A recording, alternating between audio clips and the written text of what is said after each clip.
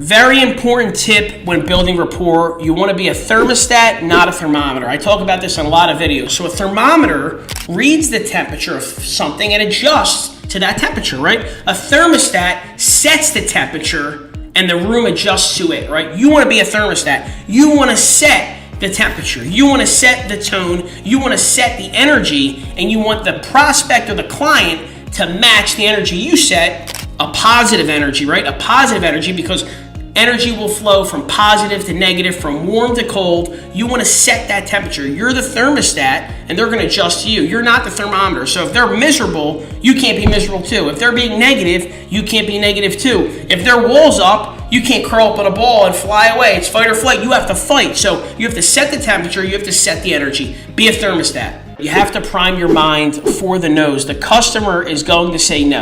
And no means maybe to me, and maybe means yes. You cannot let that affect your ability to build rapport. When the customer hits you with a no, you can't get defensive, you can't get timid, you can't get discouraged, because now the whole dynamic of the relationship changed.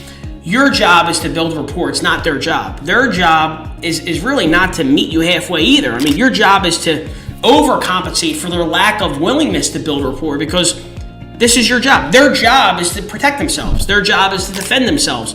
And it's your job to kind of chisel away that wall that they build up to protect themselves from being sold something until they see that there's so much value there that it makes no sense not to do it. So when building rapport, just prime your mind that you're going to get a lot of no's, you're going to get rejection.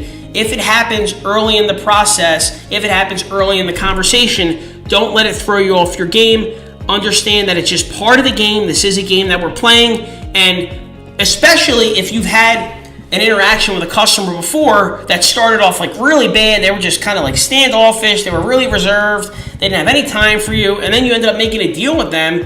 Use that example and always remember and hold on to it. Like, hey, I've seen this before. I know how this could end. Play the tape and use that to motivate you when building rapport. Another tip on building rapport, you want to be the type of salesperson that you'd want to buy from.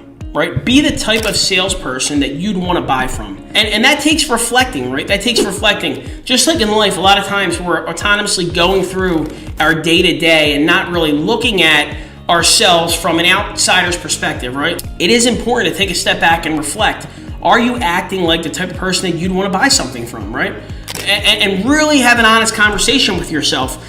And I think that's really important to do. Take a step back after every client interaction and figure out, could you have gone left instead of going right?